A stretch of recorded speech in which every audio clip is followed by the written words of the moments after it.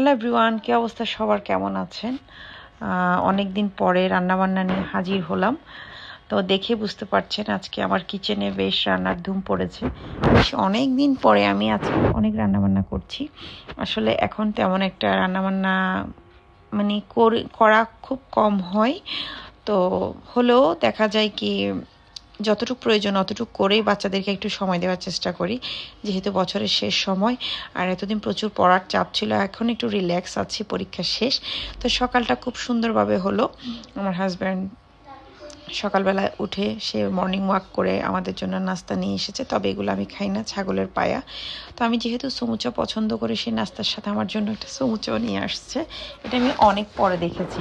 তো যাই হোক, এরপরে হালকা ব্রেকফাস্ট করে নিলাম, একটু নাস্তা টাস্তা চাটা খেয়ে। অনেক শীত পড়ছে, তো বাজারে গিয়েছিল সে। তো আসার সময় স্বপ্ন থেকে, মানে এটা ছিল গত 2 দিন আগের ভিডিও, তো আমি অ্যাড করে দিলাম। তো সে আমি বলেছিলাম মেয়ের জন্য একটু গরুর কলিজা আনতে। সো আসার সময় সে গরুর কলিজা এনেছে স্বপ্ন থেকে, আর হচ্ছে একটা হাঁস এনেছিল, যেহেতু শীতকালে একটু হাঁস পছন্দ করে এই আর কি। তবে আমার হাঁস পছন্দ না। তো আমি একটু কলিজাগুলো ভুনা করার চেষ্টা করতেছি আর কি। তো মশলাপাতি দিয়ে দিলাম, হালকা পেঁয়াজ, আদা বাটার, তারপর হচ্ছে কলিজাগুলোকে ভালো করে আমি সেদ্ধ করে নিয়েছি, একদম প্রায় আধা ঘন্টা 40 মিনিট। যাদের কাছে কলিজা গন্ধ লাগে, আমি নিজেও কখনো খাই নাই, আসলে কি বলবো, আমার নিজের কাছেও ভালো লাগে না।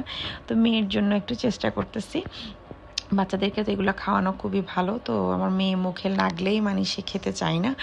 তো আমি একদম বুনা বুনা করে করার চেষ্টা করতেছি। তো সেই জন্য ওগুলোকে মশলাপাতি দিয়ে দেন আমি কষাইতে দিলাম, সাথে কয়েকটা আলু দিয়েছি। এরপরে যখন আধা ঘন্টা রান্না হয়ে গেল, এরপরে বাগারটা দিয়ে নিলাম। এই বাগার দিয়ে একটু তেল দিয়ে কলিজাটাকে একদম রসা ভুনা করলাম।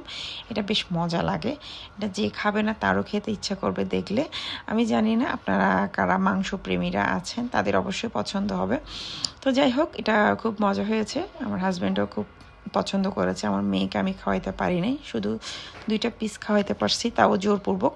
যাই হোক, এরপরে সকালবেলা কি করলাম, সকালবেলা উঠে একটু গেস্ট আসবে, তো আমি ভাবলাম হাঁসটা রান্না করে ফেলি। তো এদিকে ফ্রিজ থেকে ইলিশ মাছ, হাঁস টাস ভেজাইতে দিয়ে আস্ত রোস্ট করব। তো প্রথমে আমি মানে কাজগুলো গুছাইতে দেন ভাবলাম এটা একটু সিদ্ধ হতে বসাই দিই, যেহেতু সবগুলো কাজই এখন করতে হচ্ছে, বেশ সময় লাগতেছে। তো এরপরে আমি চিকেনটা বসাই দিয়ে দেন আমি হাঁসটাকে একটু ভালো করে চুলার মধ্যে একটু পুড়ে নিলাম, যাতে পশমগুলা গায়ের সাথে মানে লেগে না থাকে, একদম পুড়ে যায়। তো এরপরে মাছও এনেছিলাম, মাছগুলোর আজকে অবস্থাটা খারাপ হয়েছে, মাছগুলো একটু লেগে গিয়েছে ভাজতে গিয়ে। যাই হোক, টুকটাক করে একটু কাজগুলো আগাই নিচ্ছিলাম। তারপরে আমার কাজ মোটামুটি শেষ। এদিকে ইলিশ মাছও রান্না করে ফেলেছি, সবজি, ভর্তা, আরও অনেক কিছু করেছি।